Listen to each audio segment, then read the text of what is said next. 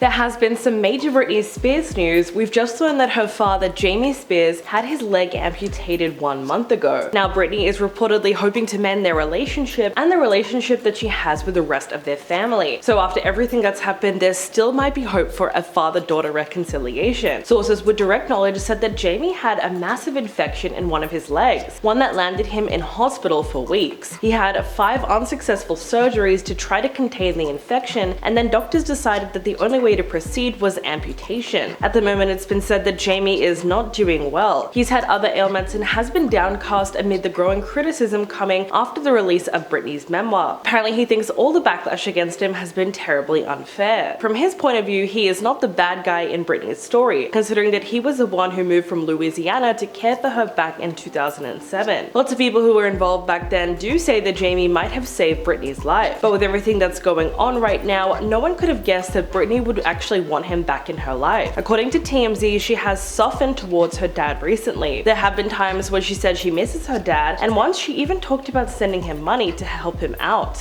As for Jamie, sources say there is nothing that he'd rather have than a reconciliation with his daughter, and he harbors no ill will. There's also been more evidence coming out that says Britney is trying to mend some of these strained family relationships. She invited her mom Lynn to LA over the weekend for her 42nd birthday party, and apparently they got along great. They have also been talking on the phone for weeks and are forging a new relationship. Britney also invited Jamie Lynn Spears to the party, although she was out of town and she couldn't be there. Even her brother Brian joined in the fun over the weekend. Now, this news might be a little hard to believe for fans that have been following along with Britney's journey. It's also hard to ignore all the horrific revelations that came out in her memoir. In The Woman in Me, Britney gave us a lot of inside information about her family, and some of it was really shocking. She discussed her strained relationship with her mother Lynn, and this is how we find out more about her childhood and how that is linked to her drinking history. She said she started drinking alcohol with her mother when she was in the 8th grade, which is obviously enough to raise a few eyebrows. But the issue here is that she didn't just have a sip of wine, it was apparently a lot more than that. Britney said, "For fun, starting when I was in the 8th grade, my mom and I would make the 2-hour drive from Kentwood to Mississippi, and while we were there we would drink daiquiris. We called our cocktails toddies." Britney loved that she was able to drink with her mom every now and then, but she said that the way they drank was nothing like how her father did. When he drank, apparently he grew more depressed and he shut down, whereas they became happier, more alive, and more adventurous. While it sounds like she was a lot closer to her mom, you do have to question that kind of behavior and just how young Britney was introduced to drinking. It's actually really sad when you think about it. Britney and her father Jamie also have a very complex relationship, and he became one of her biggest critics. In her memoir, Britney shared the harsh judgment that she constantly received from him. She said, "If I thought getting criticized about my body in the press was bad, it hurt even more from my own father. He repeatedly told me I looked fat and that I was going to have to do something about it." And Britney endured Jamie's criticism as a young child too. She said, "Feeling like you're never good enough is a soul-crushing state of being for a child. He drummed up that message into me as a girl, and even after I'd accomplished so much, he was continuing to do that to me." Jamie's troubling opinions about Britney worsened when she was under the conservatorship. In 2008, her father was named as one of the several individuals who could make important decisions for her, and when she entered the conservatorship, her bodily autonomy was stripped away. She had to grow out her hair and get back into shape, and for the next 13 years, Jamie would remain in control of much of her life up until his suspension in 2021. In 2008, Britney was placed on a psychiatric hold and later under a conservatorship by her father. In her book, she explained exactly what she was going through at the time. She wrote, "Shaving my head and acting out were my ways of pushing back. Under the conservatorship, I was made to understand that those days were over. I had to grow my hair out and get back into shape. I had to go to bed early and take whatever medication they told me to take." Britney revealed that she felt infantilized under the conservatorship and she lost her passion for music. She said she became more of an entity than a person on stage. Quote, "I had always felt music was in my bones and my blood.